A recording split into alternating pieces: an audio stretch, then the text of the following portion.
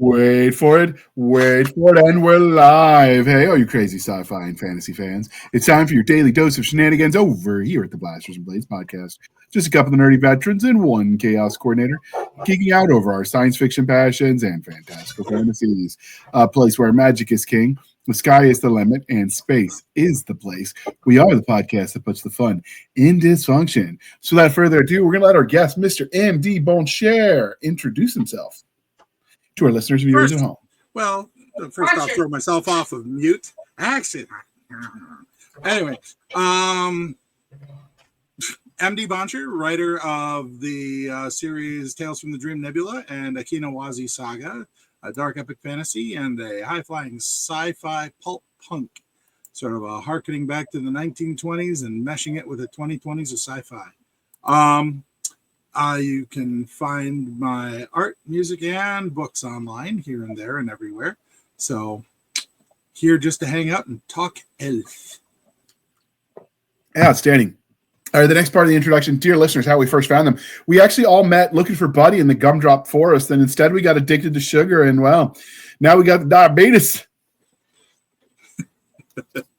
Now we're putting syrup in coffee. That was syrup in air quotes. Syrup. I got a whole thing of just syrup right here. There you go. All right. It's medicine. It's medicine.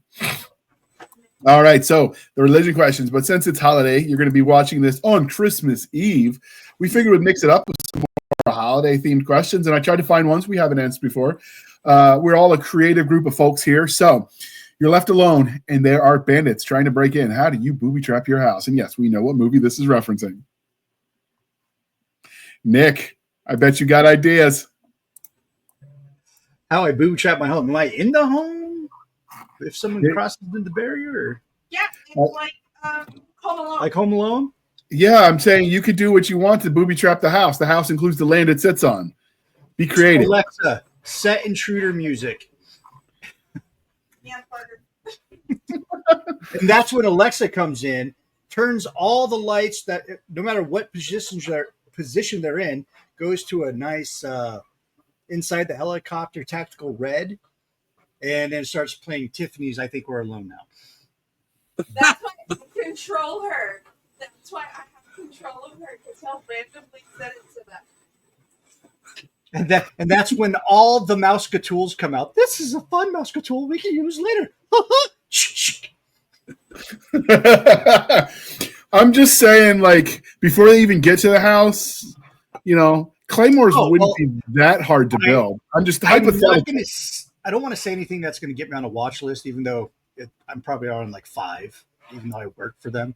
But there are barriers, man-made barriers in the long standoff distance between the house and the front gate.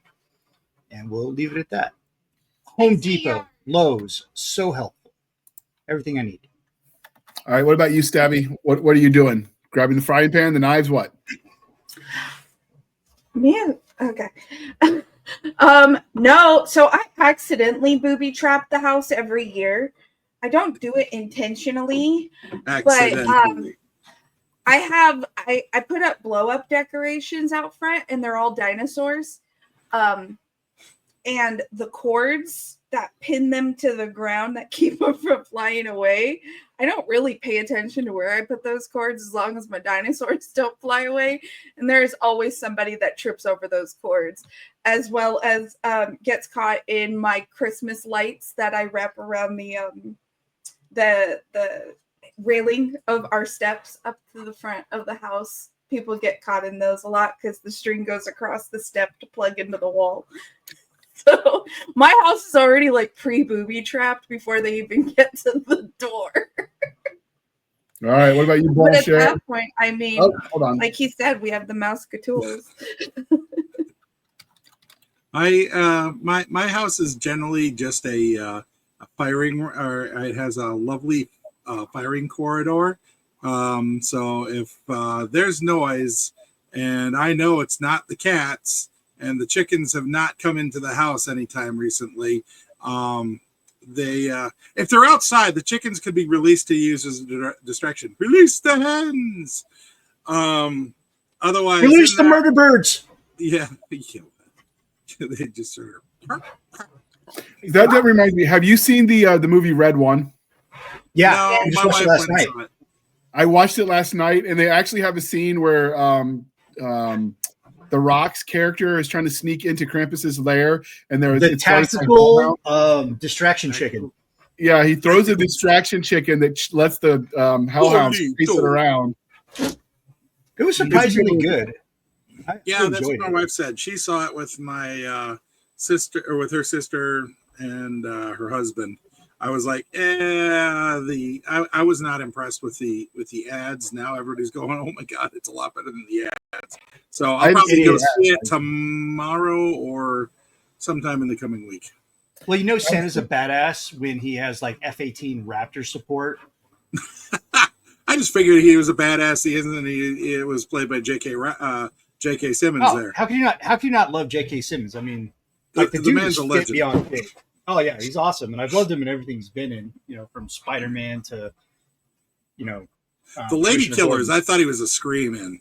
Oh, he was great in the Lady Killers too. Like this dude just does not miss. When it comes to acting. You know what, Monday, you and I, we're gonna do a review of Red One. Now it's gonna be our bonus episode. We're gonna record it Monday. We're gonna air it Christmas Day. I get to watch it again. Hell yeah! Yes, for science. For science, it's a good movie. It's like real small and real big. Oh yes, I loved how they. Oh, we'll talk about that Monday. We're definitely doing this. Make a note. I'm sure. Mark your calendar. I haven't seen it yet. It's on Amazon.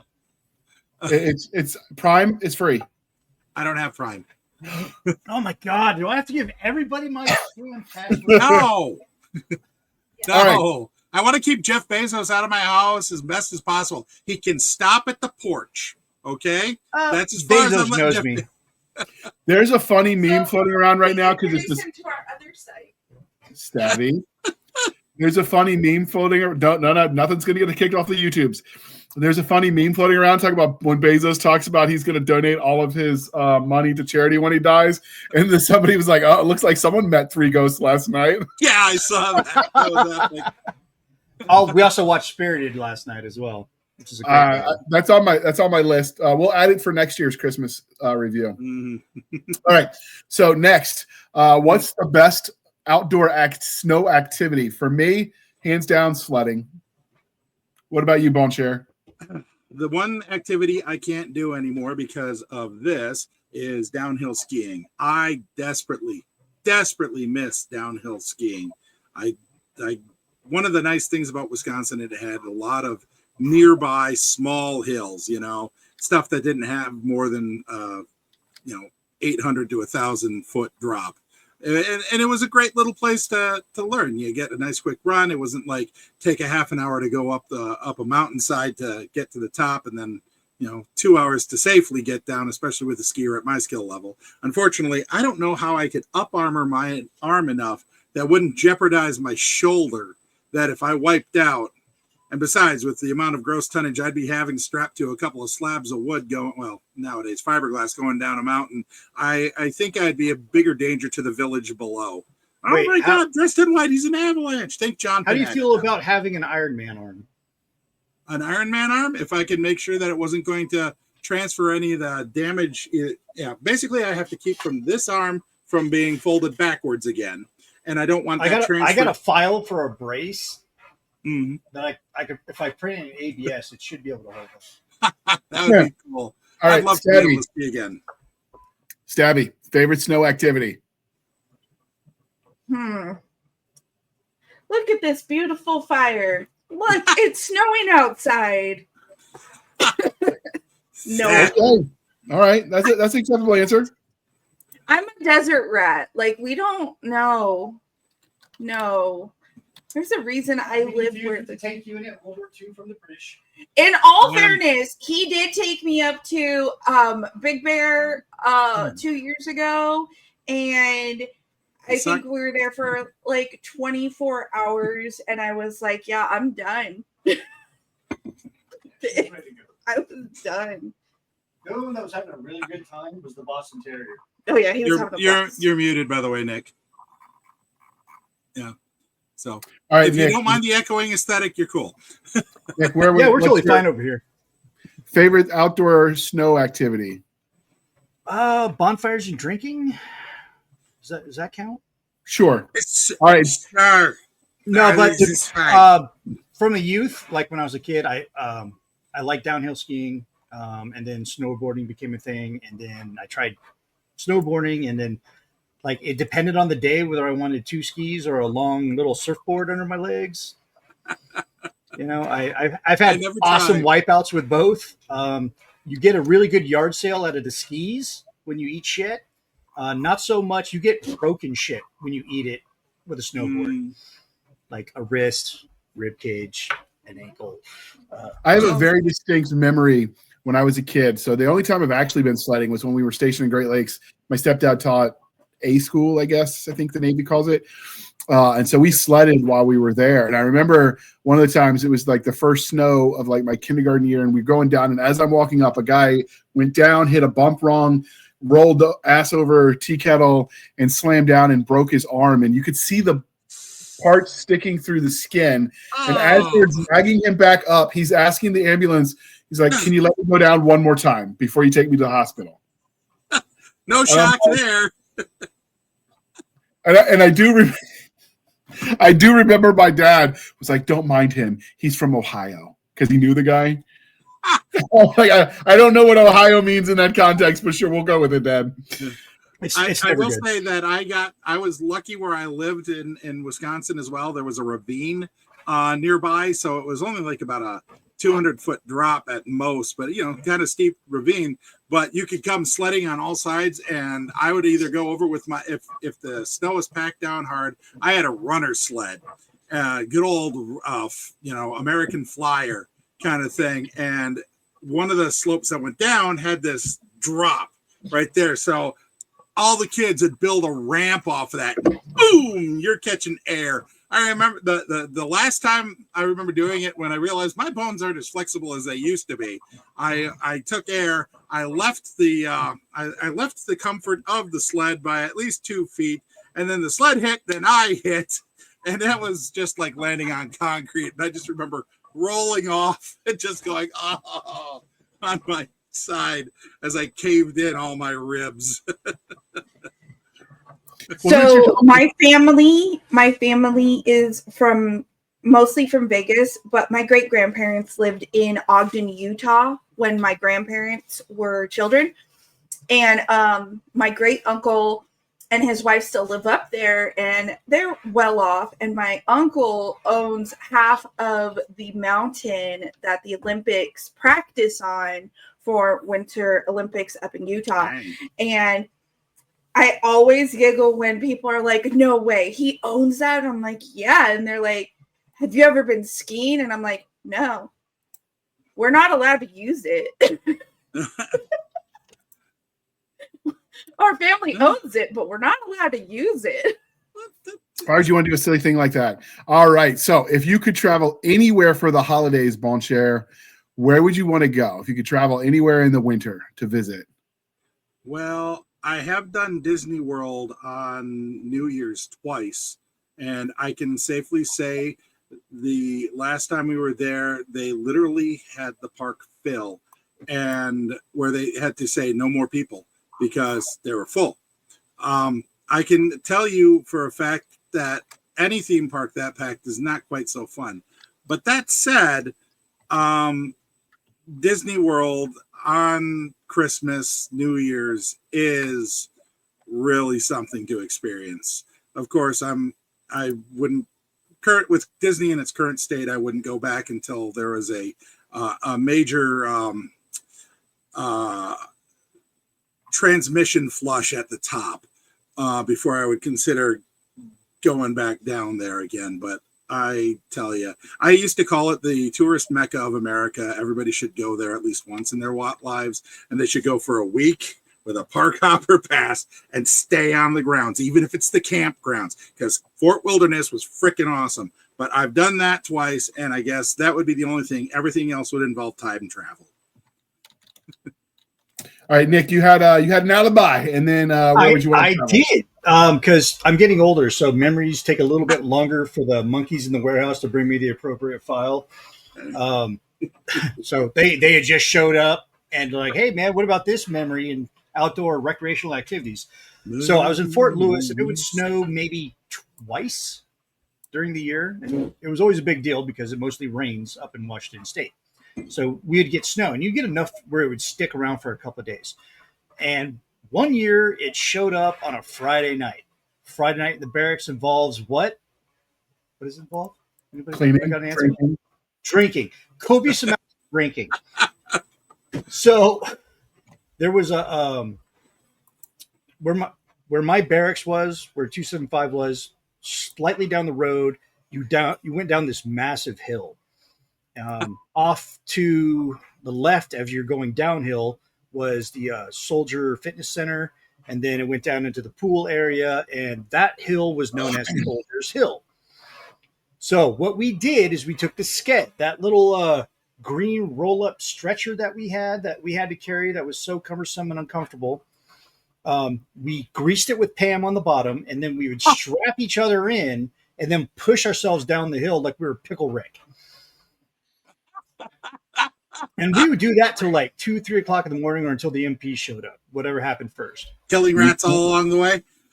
Oh my Lord. We were killing rats, killing lawns. One guy went through the makeshift. They were doing construction so that the hard fence was gone. It was like yellow construction netting, and he went through that onto the water. So that was a pucker factor thing because he was strapped in and didn't know he couldn't get out. So he had a bunch of dumb drunk rangers diving in there trying to be scuba qualified and unbuckle this asshole so he didn't drown, because you don't want to end up on a blotter.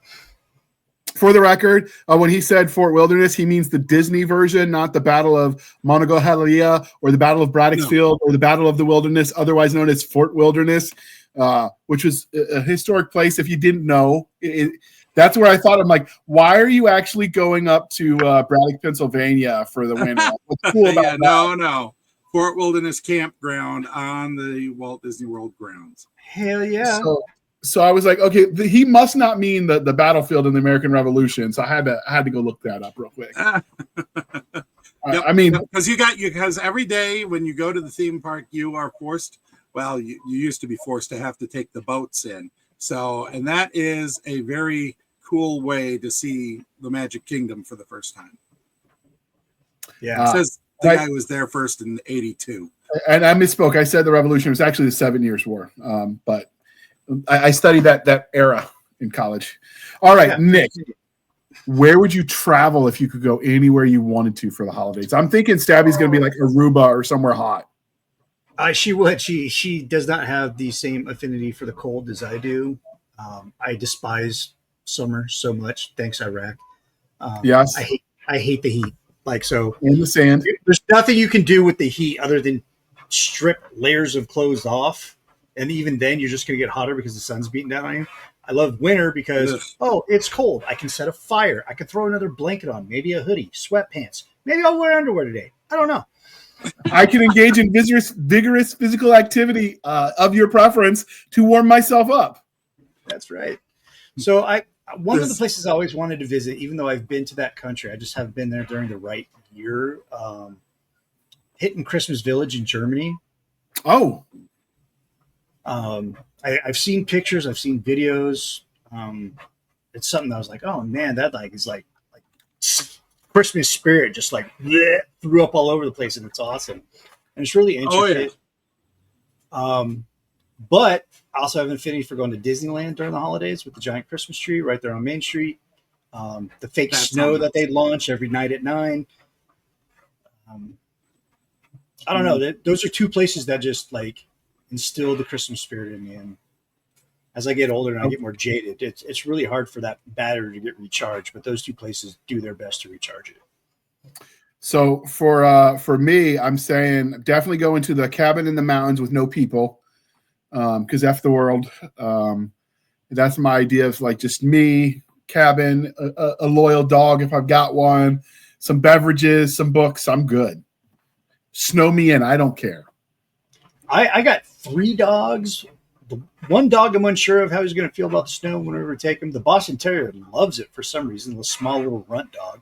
The German Shepherd scared of the frickin' snow. Like the crunch on her feet, like freaked her out. I'm like, you're a German Shepherd. You are the worst murder fur dog ever. And ironically, us talking about fireplaces, Bonchar was like, "Oh, I got to go check my fire now." That's why he blacked out real quick. All right, Stabby, where are you going for the holiday season? So, I always loved Disney around the holidays, and it could be when it's decked out for, Halloween, or if it's decked out for Christmas. We did Thanksgiving Day at Disneyland a couple years ago. That was a lot of fun. Very busy, but a lot of fun, and everything. And I think that would be fun. And don't get me wrong, Aruba would be nice because I've never been, but I'm going to shock everybody with this one. I've always wanted to go to New York around Christmas time. And not because of New York, but I want to go see Rockefeller Tree, and I want to ice skate, and I don't know. I've always wanted to do New York around Christmas. I thought I don't know. It'll be cold. I know that. I'm not crazy, but yeah. All right, since you're talking and you haven't muted yet, are you team Christmas paper wrapping or gift bag? I wrap everything. Everything, and I do it ridiculously quick. Nick handed me his gifts the other day, and he's like, "These need to go under the tree." I walked in the bedroom. I came out maybe 5 minutes later, and I have 3 gifts in my hand. I'm like, "Here you go, they're done." And he's like, "I just handed those to you." So I do wrap them. The only time they get put in bags or they just get a big bow is if it's something really awkward. Like, there's some things that are in weird boxes that are really hard to wrap. Yeah. So I am team gift bag because I'm lazy and I don't wrap so well. When I go to stores where they'll wrap it for you if you're buying and they wrap it, I'm like, can you make it not look so perfect so they'll think I did it? Yeah, can you spit on the corner? Yeah. Maybe drop a couple of times. That'll help. Right. What about you, Nick? Gift bag or well, you got Stabby. I don't know if you need to answer. No, I'm a wrapping guy. The gift bag's fine for certain items. Like I had my work Christmas party not too long ago, and it was a white elephant gift, and I was actually shocked because I thought it was just an off-colored joke gift, and everybody was fighting over it. It was a tortilla blanket. It was a blanket that looked like a tortilla, so you can burrito yourself in it. Oh, and like it got stolen like the max amount of times that you could say. Like it went hands like 5 or 6 times before someone finally landed on it. Everybody ran out of steals. No, but I like the gift wrapping. It takes me back to when I was a kid. And helping wrap gifts with my mom and my dad, because there was quite a huge age difference between me and my siblings. So, like when I stopped believing in, the Jolly Fat Man, they used me as slave labor to help them wrap gifts. You were an elf. That's the polite way of saying it. You were an elf. Yeah, they're like, well, your name's Nick, so yeah, you're a jolly old elf. Get your fat ass over here and start wrapping shit. All right. What about you, Boncher? Are you team gift bag or team wrapping paper? Well, it sort of depends on the circumstance. If I am the one required, so I am notorious about when it comes to wrapping gifts, notoriously bad in my family, to the point of where I did one Christmas where literally 5 minutes before unwrapping, I used Reynolds wrap on all the gifts in the kitchen. Boom, boom, boom, and brought them out. I'm not seeing the problem.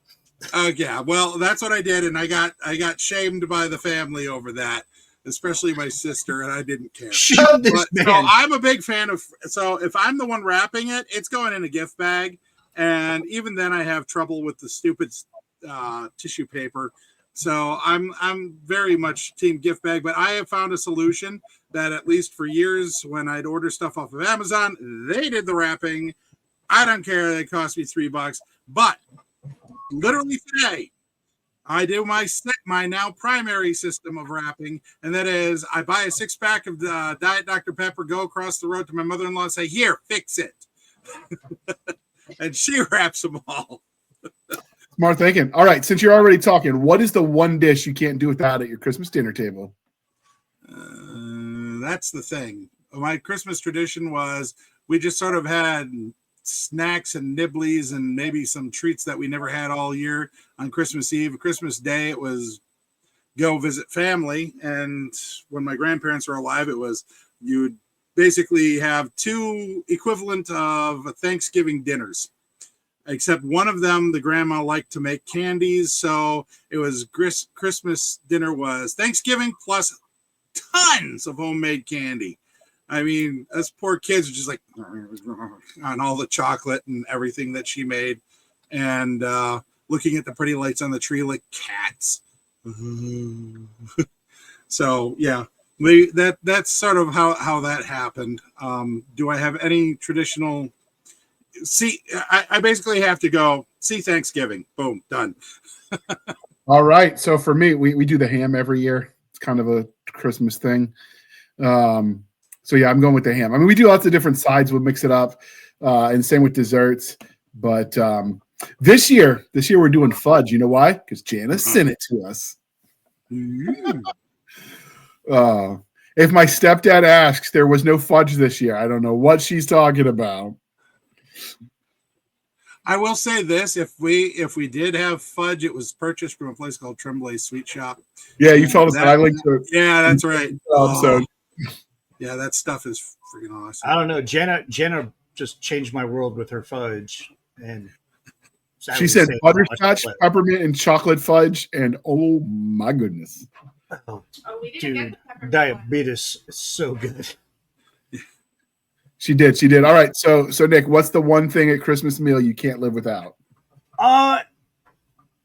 Okay, so traditionally with my family, up until I got remarried, and now I have a stepson who's a Christmas baby, so we've had to alter some things. He gets what he wants on Christmas night because it's his birthday, and I have to remind him that he's not Jesus, and we're doing this out of love because I'd rather have the shit I wanted to make, which is a prime rib, bone in, Yorkshire pudding, mashed potatoes, green bean casserole. So I take a lot of the stuff from Thanksgiving that I love to have, and I put a prime rib in there instead of a turkey. So, but with the price of meat lately, especially a prime rib, it's like $100 for like a 4-pounder. So it's like That is insane. Oh, it's not good. So I'm kind of trying to make Christmas affordable again. Hopefully next year. Make Christmas affordable again. Yeah. Somewhat, especially the dinner part. But Yorkshire pudding is something I love making. Something my mother always made. I always felt like if love was a tangible object, it was what she made in those Yorkshire puddings. I don't even know what Yorkshire pudding is. Really, it's a bread. It's a really soft bread that you make with beef drippings or beef tallow if you don't have any beef drippings. So you take the drippings from the prime rib and you put it in there in like a muffin pan, biscuit pan, or whatever. And then there's like a breading concoction with like Bisquick or flour or whatever. I thought Yorkshire pudding was a sweet dish. No, that is figgy pudding. Oh. That's from the classic Dickens tale. Yorkshire pudding is it confused me too. The first time we had it, they're like, we're having Yorkshire pudding. I'm like, I don't want no freaking pudding. And it was like these marvelous biscuit things. And I was like, these things are shit. And they're real buttery and soft, and it's so good. So in Yorkshire, much like Worcestershire, Worcester, it's one of those weird British words that's spelled Winchester sauce. Weird. Worcestershire. Worcester, yeah, it's Worcestershire. Sherlock sauce. Exactly, Yorkshire sauce or pudding, I guess. Anyway, all right, Stabby, you got to unmute now that Nick has muted. What is the one holiday food you can't live without? And if you got to go back to your childhood family traditions, whatever, I know you mix it up now that your son's a Christmas baby, but barring that, what would be your one Christmas meal dish that you can't do without? We didn't have traditions when it came to Christmas. So I guess, the only thing, I don't know, Christmas was so dewy yourself. Everybody would bring something with them, and Grandma would supply the ham, and then we would just make like little ham sandwiches and whatever sides whoever brought with them. So it was one Christmas was never like the other. And then when Caden came along, when he got old enough to choose, it was like, yo, kid, what do you want for dinner? And it's become an adventure. So like one year, that's Yorkshire pudding. And they always look like that. They always look like that. They're so good. But yeah, when it gets wild. There's one year he was like, I want a Ninja Turtle birthday. And I was like, I can do a Ninja Turtle birthday. And he's like, but there has to be pizza. And so I had to find pizza that was open because he didn't want homemade pizza. He wanted it in the pizza boxes. So we wound up with like 8 Papa John's pizzas in our house that year. And then there was a year he just wanted a bucket of KFC. And then I want to say last year he wanted Sizzlers. He wanted to go to the Sizzler Steakhouse because he wanted steak and the salad bar. So no fa ra ra ra ra ra ra ra ra Christmas? No Chinese? No Chinese. Like he's Japanese, which is funny. He's part Japanese from his dad's side. But like that's the KFC. It's hilarious. Very I guess true. The KFC would make sense because in Japan they celebrate Christmas with KFC. Yep. But no, like this year I looked at him, I was like, okay, I mean, we're still stuck in a little bit of, economic pressure at times. Be careful what you ask for, but what do you want for dinner and what kind of cake do you want this year? Because we always have a cake for the last 15 years. There's a cake in the house for his birthday. And I'm like, so what do you want? And he goes, I want homemade pizza with your homemade crust. And I'm like, I tried to talk him out of it at the store today. I'm like, you want frozen pizzas?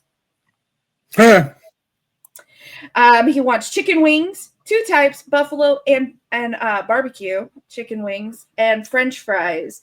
I was like, I'm gonna like cause World War III right now, and I'm gonna say chicken wings are the most overrated way to eat chicken in the world. All the work for very little meat. Get a nice breast. You can still cook it in the sauces that you like. You can still marinate it. You can cut them up into grilled chicken tenderloin shapes, and you can cut them that way. The bone is just a pain in the butt to eat them. There's no way to do it neatly. You look like an uncivilized, uncouth barbarian for all the work for very little meat. No, breast it is.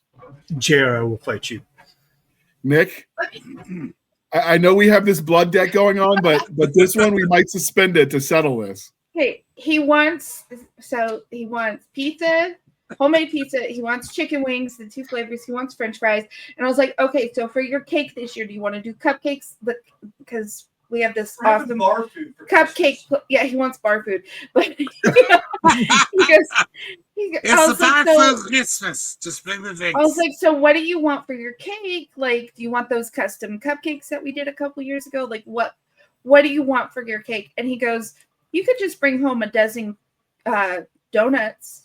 I'm fine with Dunkin' or Krispy Kreme. You don't have to worry about a cake this year. And I was like, whoa, that kid needs to be straightened out. Krispy Kreme, baby. That's no. Got a choice. Cake donuts. Yeah, you don't go for dog nuts if you got Krispy Kreme available. So I was just, well, it depends on who's open on Christmas Day. It also depends on what's fresh. All donuts are good. So I'm just sitting there looking at him. I'm like, pizza,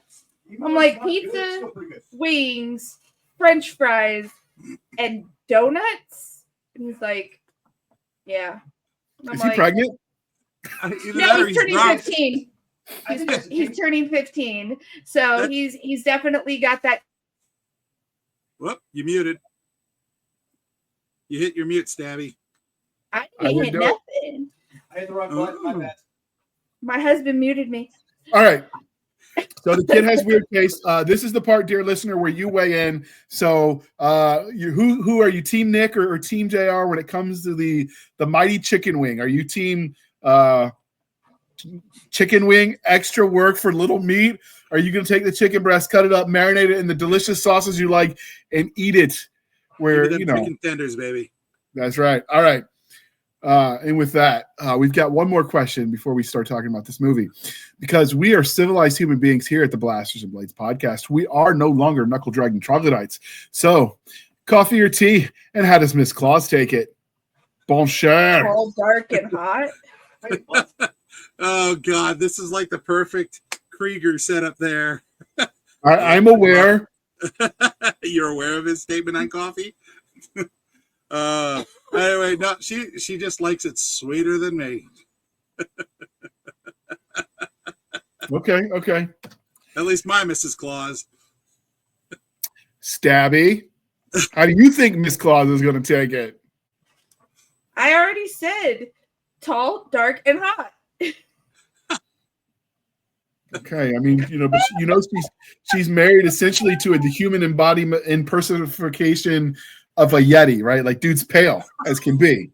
I'm just saying. You did. Wait, no. You said you watched the red one. Didn't you watch the red one?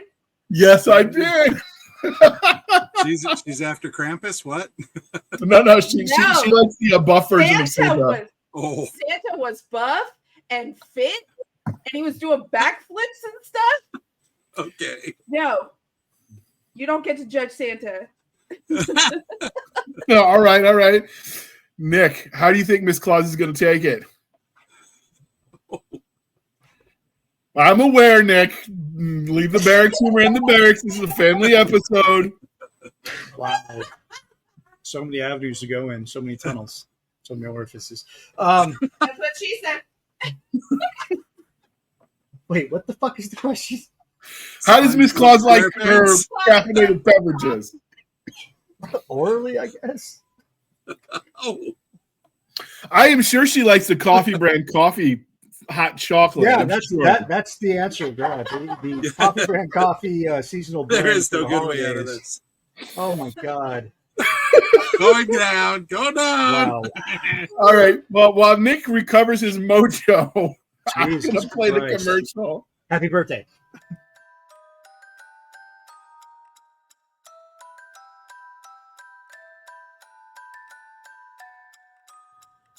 Ho, ho! Oh, hell. Is that sleigh bells ringing in your ears or a few rounds from an M60? You wanted the jolly fat man to bring Yuletide joy, but the season has gifted you with a heartbreaker and a life taker. Badass Santa. Grab your eggnog and camouflage candy canes. Strap on your bulletproof holiday stockings and prepare for thrills and kills. From blood-stained rebellion at the North Pole to a Black Ops raid on a distant planet, these 18 action-packed tales will show you Saint Nick as you have never seen him before. It's all you'll want for Christmas.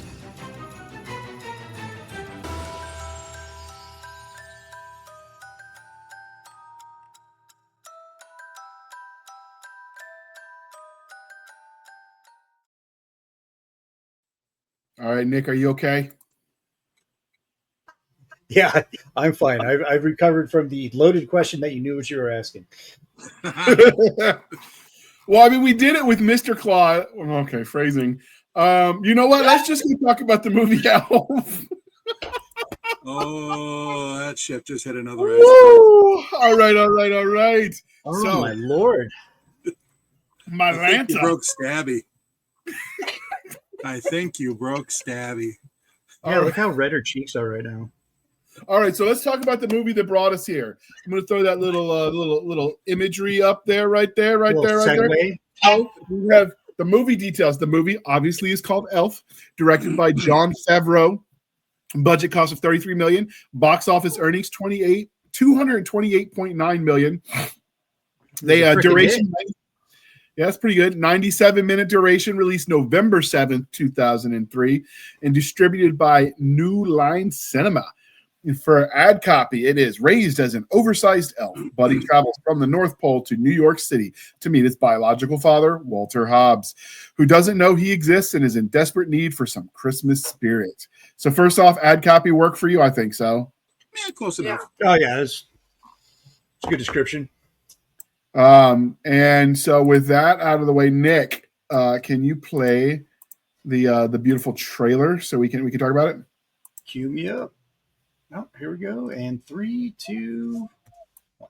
Uno. Hi. Your costume is pretty. Oh, it's not a costume. I'm an elf. Oh. Well, technically I'm a human, but I was raised by elves. New Line Cinema presents the story of one elf who's coming home for Christmas. Boy, can't wait to see my dad. We're gonna go ice skating and eat sugar plums. Sorry. Now, I think someone sent you a Christmas gram. Dad! Good idea. I like to whisper too. Buddy's experiencing a world he never knew existed. But he's your son. What am I going to do? He's certifiably insane. Discovering what it takes to fit in. And going where no elf has gone before. What he needs is to be nurtured. Bring him home. Introduce him to Emily and Michael. How long do you think you'll be with us? I was thinking like forever. He cannot stay here. We can't just throw him out in the snow. He loves the snow. He's told me 15 times. Ow! Son of a nutcracker! We can take him.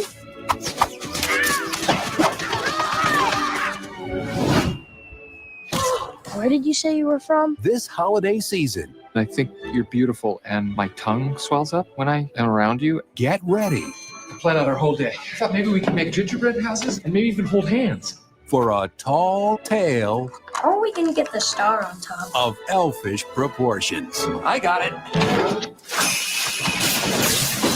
Will Ferrell, Okay, people, Santa's coming to town. Oh my God! I know him. I know him. Elf, Do you remember me? Do I didn't recognize I you. know, I'm in work clothes. I didn't know you had elves here. You're hilarious, my friend. Did you have to borrow a reindeer to get down here? Hey, you feeling strong, my friend? Call me Elf one more time.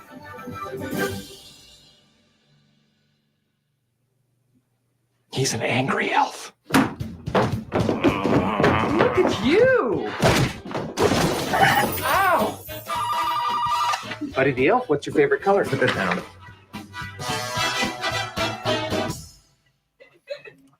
Peter Dinklage was one of the funnier scenes in this movie. Call me an elf. Feeling strong, my friend. Must be a South Pole elf. He's an angry elf, isn't he? Look at you. I want to know, like, what was involved in him doing those stunts, because that was hilarious. That was some WWE action right there. Oh, yeah. With the flying burrito double leg kick going on there. Right. All right. So first off, the obvious question: would that make you want to watch the movie? I'm going for a yes. I would have. One of my It did. favorites. I think modern movie trailers tend to do a better job at making you actually interested in the movie. I think some of the ones we've watched the trailer from the 80s, and I'm like, I mean, I like the movie, but this trailer sucks. So I think this one was good. Land Before Time. Yes. I love the amount of sleeper what do you call it? Secondary actors they have in there. Jon Favreau, of course, is the Doctor, who until that time I had only seen him in one other movie and knew of only one other movie he had been involved Swingers. in. No, never seen it. PCU, where he played Gutter. Oh, yeah. Yeah, that's the only thing I knew him in. And all of a sudden he's directing friggin' Iron Man. I was like, what? Yeah, he played Gutter in PCU, one of my favorite movies, because Don't be that guy. don't be that guy. It's like, can you blow me where the Pampers is? I laugh every time I see that part. And then he moved on to Swingers, and then he was Made Men, so the two movies that he made with Vince Vaughn, and then out of nowhere, like he disappeared for like what seemed forever, but it was probably only a couple of years. Boom, Elf. Yeah. And then boom, Iron Man. then boom, Iron Man, and then what? boom, Mandalorian, and then I'm like, Yep. okay, all right, he's legit. Yeah, the guy's legit. See, the guy you think to break out of that would have been was Jeremy Piven, and although he did, it's like Jon Favreau came in on the backstretch and boom, took off. Oh out yeah, of he PCU. butt hooked him. Some of these actors, though, this was before they were as big as they are now. Yeah. I Well, mean, this is like Peter Dinklage before Game of Thrones. right. Oh, way before. Then you got Yeah. Billingsley. You got Billingsley as Ming Ming in there. Come on now, linking up to Christmas Story. Peter Billingsley, yeah, played the main character of Christmas Story, and then I didn't know it. The first time I watched it, I was like, "There's something familiar," but that's it. And then, of course, Bob on that one. Like when I saw it, I was like, "That guy looks really freaking familiar." Who was the Christmas Story guy? Ming Ming, the elf.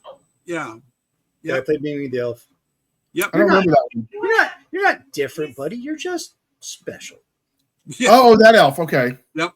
Exactly. He just nails had the glasses on, like it was, but he had like that Abe Lincoln chin strap beard going on. Yep. Yeah. He looked a little Amish there. Little bit. And then, of course, Bob Newhart just nuking the role from orbit. The quintessential dead man. Oh yeah, he is the ultimate straight guy. And boy, I like the manager too. The guy, I can't remember the manager's name, but yeah. But that actor, he was like, "This is too good. Corporate's trying to get rid of me." And I'm like, "Santa's got a brand new bag. Call it on the radio. I'll be on Channel 3." That was awesome. I liked seeing that it was at Gimbel's of all places, because there was a real place? Yeah. Gimbel's. It used to be a big Macy's. Yep. It was Gimbel's and Macy's in a foot race, become the premier department store across America. It was for a the while. main plot point in Miracle on 34th Street. Yep. We had a Gimbel's in Appleton, Wisconsin, where I lived for up until the mid 80s, and then Gimbel's went down, and that's all she wrote. But they always had the craziest window displays and decorations. They always made sure to really churn it out. Yeah. So the Gimbel's actor, the manager was I'm not sure how you pronounce this. Faison Love was the actor's name. Oh yeah. I've seen him before. He was great at it. He's one of those actors that, like, you know who he is and you know he's good at what he does, but you can't recall it's that guy. a specific film that he was in other than Elf, even though you know you've seen him in tons of stuff. That's what I was thinking when I watched him, was that I've seen him. He was in Blue Crush, and he said, "I'm ready to learn how to surf." And she goes, "You can't surf in the Hawaiian skirt." And he goes, "That's okay. I wore my dentadras." And she goes, "What's that?" And he rips off the skirt, and he's in a Speedo, and he goes, "Da-da, da-da." And then he was also in Couples Retreat. Just saying. Yeah, he's one of those mini actors. Well, I guess you used to call them working actors, because you recognize him from a lot of things, but never was he like the main draw. Yeah, it's kind of like my term for a background player. I call him the ubiquitous extra, and that's Al Leong. You know, the Asian guy sort of has a really high forehead and long hair, and he always looks really badass with a Fu Manchu. Is that the henchman from like he's a henchman Die Hard? Yeah, he's the guy in Die Hard who eats. Yeah, well, he did it all the way up into the early aughties, and I mean, he was like in every film. So whenever I saw him, like, yay, Al Leong. That's when you know you're gonna get some good villain stuff. Oh yeah, he was just like the perfect one, because he knew how to be funny with that. But anyway, I digress. So I just looked it up because I was curious. Faison Love was in Meteor Man, which we would have seen him for, Don't Be a Menace, and Friday, as well as The Replacements, which was the football movie. I've seen The Replacements. I think he was a lineman. And and then he was in The Parenthood, which is another movie. Oh yeah. So it's movies that you've seen, but like, you know, you don't necessarily they're not standouts. If you ever met him in public, you're going to go up to him and be like, "Hey, you're that guy from that thing. Can I get an autograph?" And he's going to be like, "I am that guy from that thing. Come on, let's take a picture." Yeah. I actually had one. I actually did one moment with like that in real life at the Chicago Comic-Con in 1991. I ran into the guy and forgot his name. And I was like, and I wanted his autograph, and it turned out to be Miguel Ferrell from RoboCop and Stand and all these other things and several television shows. And I liked him as an actor, but all of a sudden I couldn't remember his name, and I felt so stupid. That's the only time I had. So, what do you think of the characters in this show? You had Buddy, his dad, Walter. Amy was the mom. Michael was the brother, and then you've got Jovi something for Zoe Deschanel's character. Did you think the characters were well portrayed and sort of fleshed out? It had a really good chemistry between them all. Yeah. The shower scene where she's singing. Apparently, the original script she wasn't singing. And then when the director, or when Favreau, is that how you say his name? Yeah, Favreau found out she could actually sing, he added that in. And so when she's singing in the shower because she lost her hot water or whatever, and Will Ferrell's character Buddy goes in there, she's like, "Did you try to see me naked? What? No, I just wanted to sing." Yeah. They actually did a duet with her and Leon Redbone. And they put that in the end credits where they do that together, and it is fabulous. This also inspired a Broadway play and a Broadway musical. The movie Elf. But yeah, I thought the characters, like, they sold it. I believed he was that naive. Like, the perfect scene to show he's not in Kansas anymore. He's walking down New York City, and remember, Santa had told him when he left, the peep show isn't what you think it is, and don't eat candy off the floor. It's not free. So then he starts eating the candy off the railing to the subway, or the gum off the subway railing. Oh, that was gross. Yeah, peep shows are not for looking at presents before Christmas. Right, and then the gum scene, I was like, oh. And the world's best cup of coffee. She's like, this is the world's worst. Tastes like a shitty cup of coffee. It is a shitty cup of coffee. Oh, and I know this was a bit character, but the Frosty the Snowman person, that voice sounded like the one from the original Frosty movie. I don't know if it was him. That was Leon Redbone. The original Frosty was Burl Ives. Okay, well, he had the voice. It made me think, am I listening to the original voice actor? Mm-hmm. Oh, yeah. Not the same guy from each. Yeah. I only reason I know that is people have told me I have to cosplay sometime Burl Ives from Cat on a Hot Tin Roof. Okay. Apparently I have the vibe and the voice. Okay. Nick, what did you think of the characters? Oh, wow. They were all brilliantly cast. Buddy the Elf is the naive human that was raised by elves. I thought that was just phenomenal. Then you bring James Caan in, who always plays a hard ass. He was fantastic. He was fantastic. Like, you could totally believe he was on the naughty list, despite what I've heard that he's like the nicest guy ever in person. Along with Peter Dinklage, also a huge fan. And Zoe Deschanel, I mean, holy shit. 2003, I think, in the entirety of America, male and female alike, fell in love with that woman. She's just cute and adorable. She's got those really sparkling blue eyes and that beautiful singing voice. I don't know. I think everybody cast played that character to the best of their ability, and they nailed it. You know, even some of the like secondary characters, like the guys like, oh yeah, I saw it out here in Central Park when the engine fell, and you have really wonderful eyes, by the way. They tell the story, you know, like you had all these great actors and comedians that were involved in this movie that really brought it together, and it was wholesome and it was pure, and it really kind of instilled the spirit of Christmas, and it told a great story, you know, because there's only so many, I mean, unless you're jumping into the Santa sleigh universe, you know, where Santa's kind of an operator and a badass, shameless plug for our book. Yeah, it doesn't get more Christmassy than that. It was really good. Walter Hobbs character reminded me of that guy, James, whatever. He reminded me of that guy from the Goodfellas. Yeah, a little bit. Yeah. Well, of course, he was in The Godfather, so that correlation, that connection. Oh, okay, yeah, that makes sense then. He had that vibe with the way he portrayed his character.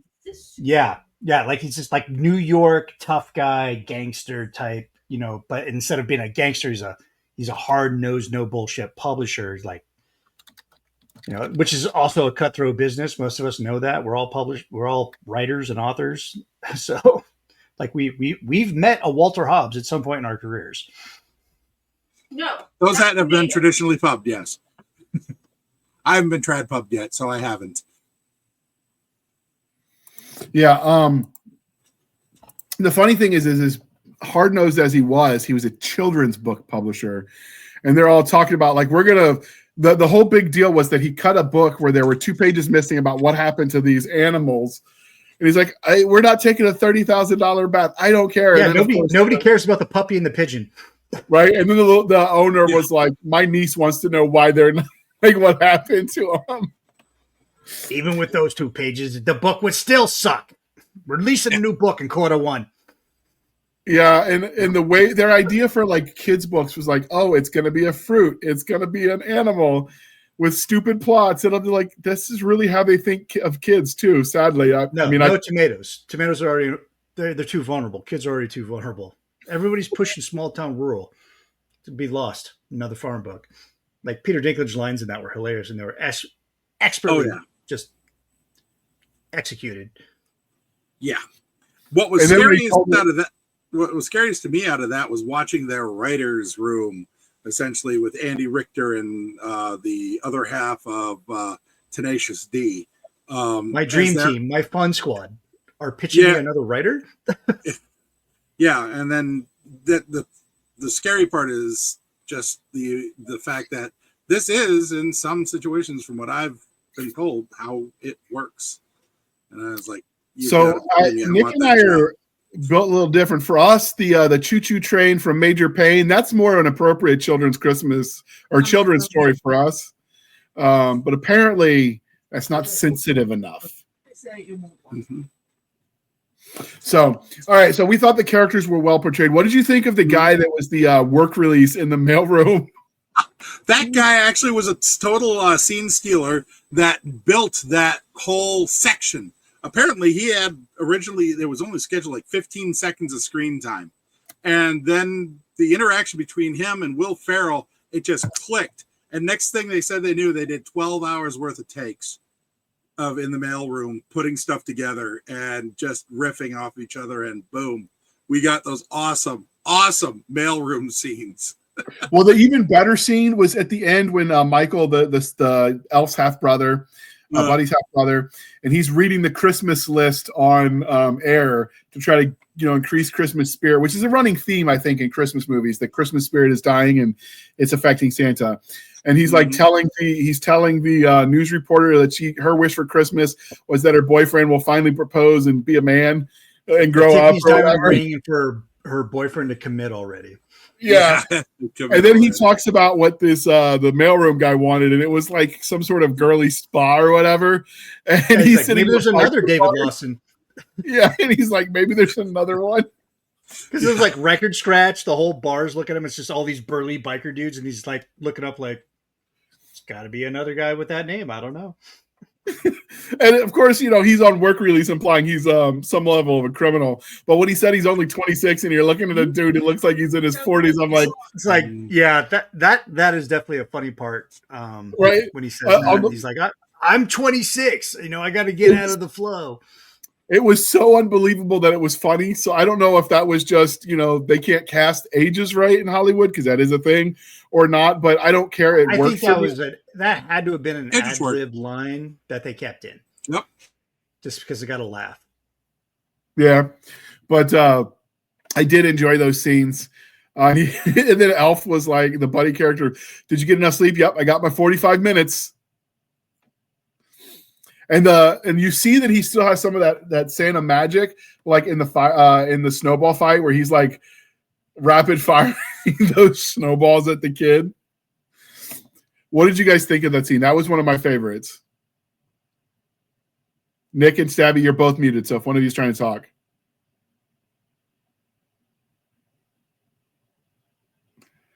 Okay. I didn't realize that. Everybody's muted now. I don't know what you guys are doing to yourself, but I did nothing. So Mark Axon was the mailroom guy, was also a prison guard in the Chronicles of Riddick, if you're listening at home, and he was a guard in the movie Reindeer Games. Oh, yeah, that vehicle died.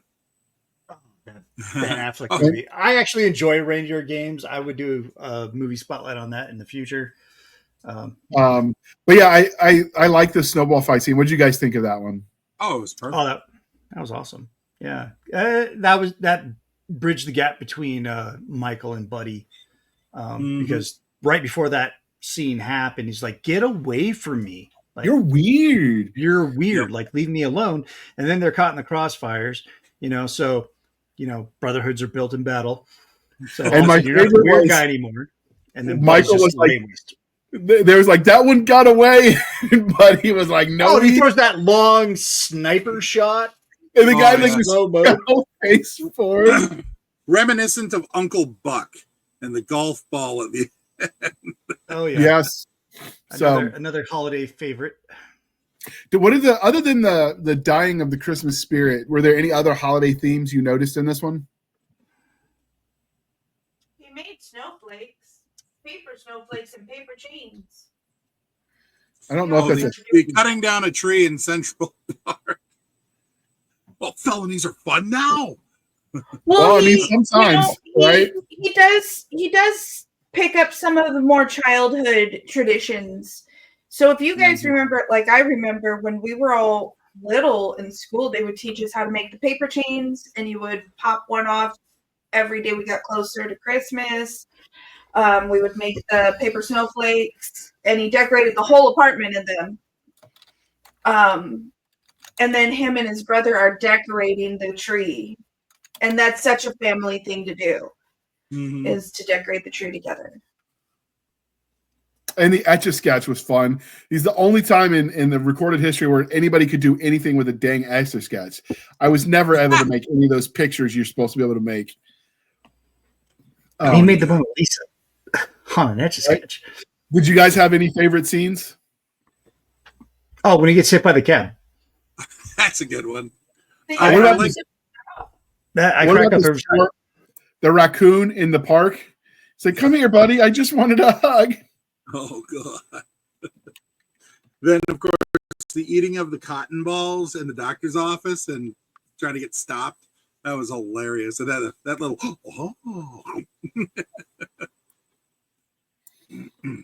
The guy that played the elf really sold it. Papa Elf. Yes. This was the original movie cover poster, which I really liked. Although I don't remember a scene where he made snow angels. I do like that as a cover image. He talked about it. He said, we'll spend 2 hours in the park making snow angels. And then his dad's like, no. And they move on. But I was explaining to my kiddo, because he sat out here and watched it with us, because we watch it every year, how the forced perspective was working to make him look so much bigger than everybody else. And he was trying to catch it on film. And he's like, I can't tell. And I'm like, yeah, if you look right there where they're all sitting in the elf classroom, he's actually up on top of on a pedestal. His desk is up on a pedestal, and they're down on the floor, giving that forced perspective that he's so big compared to them. And he's like, you can't even tell that the pedestal's there. I'm like, if you look closely enough, they mess up on one little corner where the wood doesn't line up perfectly, and you could tell he's on a pedestal. I was like, but if you don't know it's there, then you don't know it's that. Well, the other thing is they use the kids actors for the elves, because then they look smaller and younger as well. For some of those in that classroom scene, they look like they were actual kids, which worked. There's another scene in the movie trailer that wasn't there, where it showed him walking over a snowdrift. I don't remember that one in the movie either, but I watched the HBO version. I'm sure the director's cut has some of those scenes that we didn't see. Well, like the scene where it's like tween buddy. He's not quite a kid, and he's not quite a toddler, but he's not quite a teen, and he's riding the tricycle around the North Pole. And That was Papa CGI, I thought. Papa Elf is hanging on for dear life in the back. That's not CGI. It's actually 3 people in that one scene. It's set up almost like a train. They have the kid on the tricycle on the front, and he is pedaling, but he's not going anywhere. There's a smaller kid standing right behind him, holding onto his shoulders and keeping his head down, so his hands are there. And then a little bit further back, Papa Elf is holding onto another set of handles so he doesn't fall off, and leaning his head out the side. So it looks, the way that they filmed it, it looks like Papa Elf is hanging on, but it's 3 different people at different points in the shot. And they're all on this one like wagon. So when I watched it, I remember thinking it almost looked like they CGI'd his face, and they tried to make him look younger because the face of the Will character looked weird. So it was almost like they tried to de-age actual Will Ferrell for that scene. I don't know, but I don't get too. They got a kid actor. They got a kid actor. And then it was the same thing with the scene where he was sitting on Papa Elf's lap. There were fake legs that he was sitting on, and Papa Elf was actually sitting in another chair further back in the room. But the way that they angled the camera, it looked like it was him sitting on Papa Elf's lap. It wasn't. Oh yeah. In the movie, if you don't suspend your disbelief, if you do suspend your disbelief and you don't try to go shot by shot in figuring out how they made the movie, I remember when you saw those scenes, I'm like, oh man, that poor Papa Elf, like he's getting crushed. And he's like, let me hold the baby. And then at the end, because Jovi and him show up with the baby. It's like, let me see the baby. And then rather than handing him the baby like most would do, he sits on the lap with the baby in his lap. Yeah, I absolutely loved all of the movie magic that they used. And I honestly didn't want to know how any of it was done. But TikTok ruined that one for me. TikTok ruins a lot of things. I was scrolling and they're like, oh, did you know it was 3 people in this scene? And you're like, what scene? And so you're watching, you're like, oh man. I like a lot of that kind of movie craft stuff. So for me, that all enhances my enjoyment of a film. But I'm a sucker for practical effects. Speaking of enjoyment of film, overall plot, did you guys like the concept and the overall plot and pacing of this movie? Yeah. It was too much fun. Yeah, I thought it was pretty simple. Basically quest to find who your family is. So I really liked it. And then the dying of the Christmas spirit is kind of almost every Christmas movie, I think. There's a bit of a hero's journey going in there too. So you like a whole bunch of things going on. It was fun. It was entertaining. It was lighthearted. It encapsulated Christmas, spirit of Christmas, traditions, things like that. There's a lot of things going on in that movie, and I think that's what makes it probably why it was such an instant Christmas classic after it came out. And there was a lot of callbacks to the original plot. So like in the beginning, when they show him this magical city of New York, who's clearly written by someone who's never been there, there's nothing magical about that city. But so they show him the snow globe, and then when he leaves because the dad sends him away, he leaves that snow globe for Michael. And then they show in the opening when he meets Wanda, which is a character, which is a weird name for a dude, but that was the manager of the Gimbals. He meets him. They think he's taking an unauthorized break, and he's looking at lingerie, and it's like, oh, for this festive gift or whatever. The ad copy was so special to you. Yeah. And so when he gets his dad the gift later, dad opens it in his office, and it's that lingerie, and he's like, what the heck? And then his office manager or secretary, whatever Deb was, walks in, and she looks up, and she's like, what's that? He drops it, nothing. And she's going back thinking like, some thoughts about that. Are you getting that? Is that for Emily? What's going on here? I like the way that even the background scenes kind of develop characters. So like, I don't know if you remember when when Buddy walks in to meet and they think he's the Christmas Graham guy and she's talking on the phone. That is so cringe. Yeah, but no, when she's talking on the phone, like apparently she runs some sort of cat business on the side because she's talking about declawing. Like declawing. I've never declawed kittens before. Bring them by. I'll see what I can do. But like, you're getting background on these people without like, just the little details that build to the world building without it being in your face. And they don't have to do much. I mean, people know what New York City is, right? Like, but I did enjoy it overall. Some people just go a little too hard on the world building and don't trust the audience to catch on. I think you need to do that if it's an other world kind of place or a future world kind of place. But when it's set in the modern world, like everybody knows what the modern world is. You don't really have to do much build up. Yeah, there's not much of a learning curve there. No. Right. So, overall, like, what were your thoughts on the movie? Were you good, bad, and different? Going to rewatch it? Elf is one of It's my a favorite Christmas Christmas classic. films. It's on the list. It's probably my favorite Christmas movie at this point. All right. Did you have a favorite character in the movie? I mean, you got the main character. This is Will Ferrell kind of really doing his best. I think the only other movie of his that I like more than this is Megamind, but Not Step Brothers? never seen it because Oh, I don't do that kind of cringe humor. That's oh my God. that's why I won't watch Adam Sandler in anything. Oh my Lord. It just It's like I don't even know you anymore, MD Bonchon.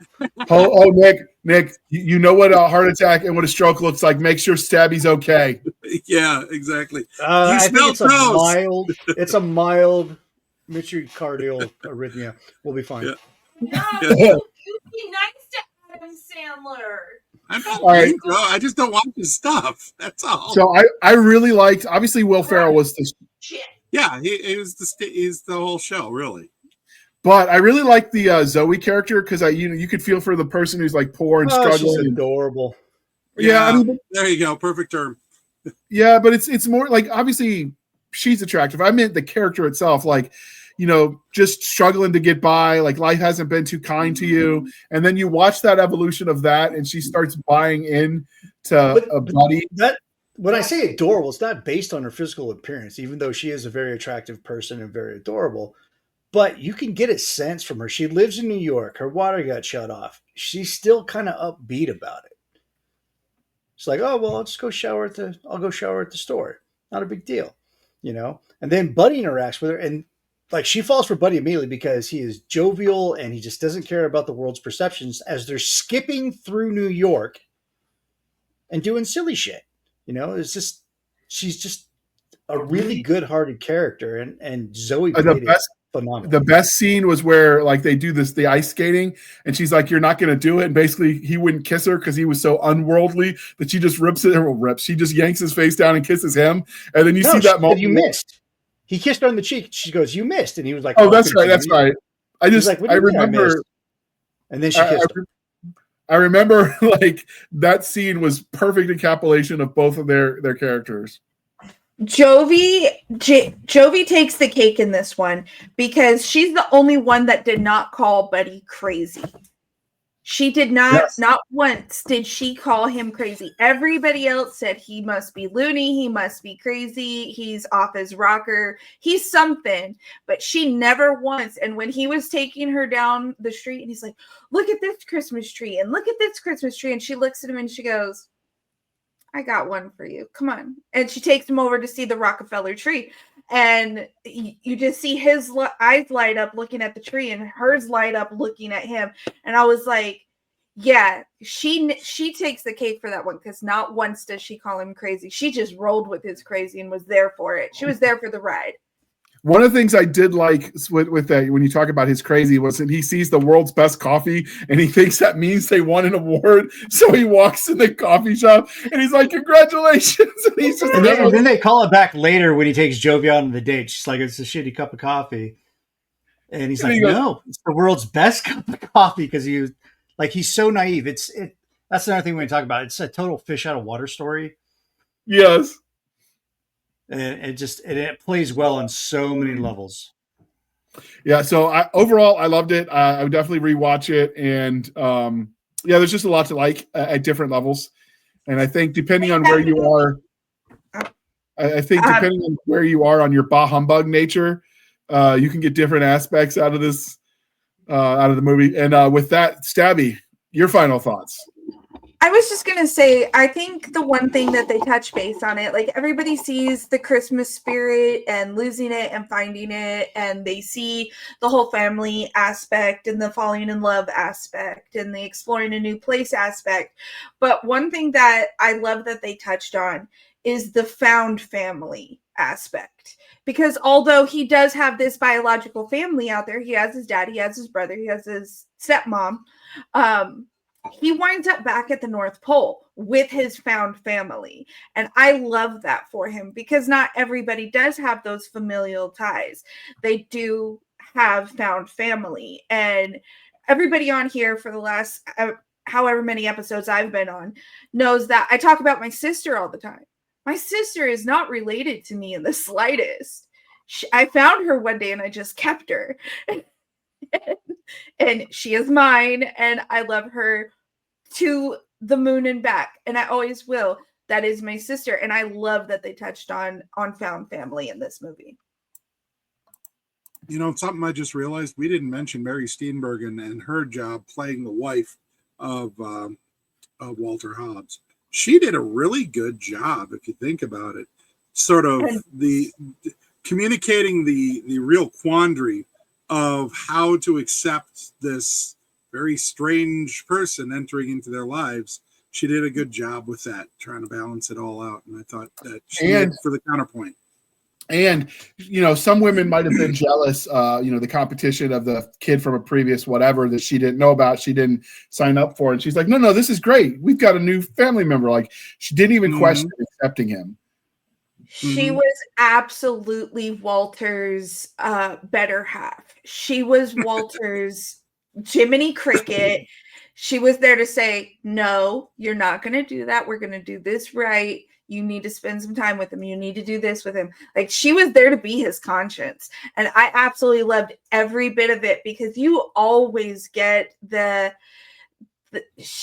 always get the evil stepmom tropes. And she was the complete opposite of that. And I encourage every stepmom out there to be this stepmom, because I'm telling you, man, that lady, she took it on the chin. Like, she was absolutely there for every bit of it. She tried syrup and candy spaghetti that morning and took that extra bag to work knowing she was not going to eat it, but she still was like, oh, thank you so much. And she walked out with her bag of spaghetti, and I was like, I am here for her. I am absolutely here for her. And she pulls Walter aside and she's like, he made us breakfast. Wasn't that nice? Wasn't that nice? And I'm like, she's his conscience completely. She had a knife in his ribs. She had a knife in his ribs. She's up there like, you're gonna play nice. That scene where he talks about getting his 45 minutes of sleep, and he built her a rocking horse, and he's like, where did he get the wood? And all of a sudden he's walking, Walter's walking in his office, and it's like IKEA. It's all busted up. Movies on the floor. An old box set. I love the old box TV on the floor, because you know that thing. Those suckers were heavy, and that's always the first place you went when you picked them up. You took a couple steps back and put it right back down. Yeah, so this was a good, great family movie with humor lines in there for the adults. I think overall it was a win. So I'm sold. So this is the part of the podcast episode, dear listener, where I remind you to please be kind and speak your mind on the reviewing platforms. Your reviews help the right readers find the right books, comic books, movies, and other miscellaneous products. So do your part. Leave reviews wherever you buy the things. If you can leave a review, do so. It does help grease the wheels of commerce, and you could do your little part to help support the people and the products you know and love.